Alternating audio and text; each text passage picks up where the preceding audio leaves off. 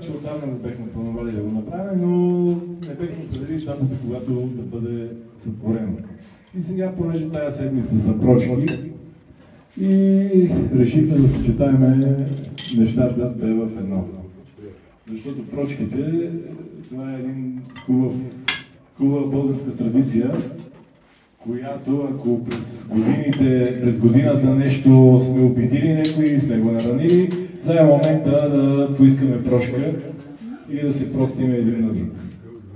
Така че предполага се, че след малко тук има една рогозка, и по-млади към по-стари, и по-стари към по-млади, зависи кой както е сгътил през годината, може да потърси прошка. Така че и другото, което предлагам вместо тоста на здраве да се използва думата прошка. Прощаваме, така. Да. Прощавайте се. Точно. Давам думата на отец Георги. Уважаеми братя и сестри, днешната неделя е прощавана неделя, за това църковното театро взе решение да се съберем всички заедно и да поискаме си един на друг прошка. Както знаем, няма човек, който живее да не греши. Затова годината църквата отредила този празник. От понеделник насам вече почват великите пости. От мое име и църковното настоятелство и кметството ви пожелаваме приятни и спасителни пости.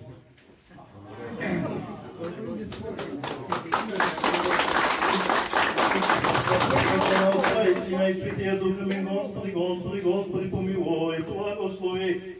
Христе Божие, благослови аз ти, пите рабом Твоих и умножится, ако свят и всегда ни пресно, и во веки веков. Амин. Благодарим за вниманието и приятно и весело прекарване. Живи и здрави!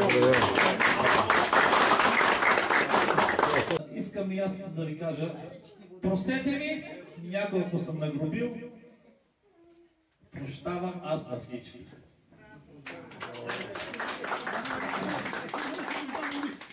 Искам от Твое име и да ви помоля всички, ако съм нещо се грешил пред вас, да ми прощите. На вас аз ви прощавам, ако сте нещо сбъркали пред мене, и Бог да ви прости. Живи и здрави!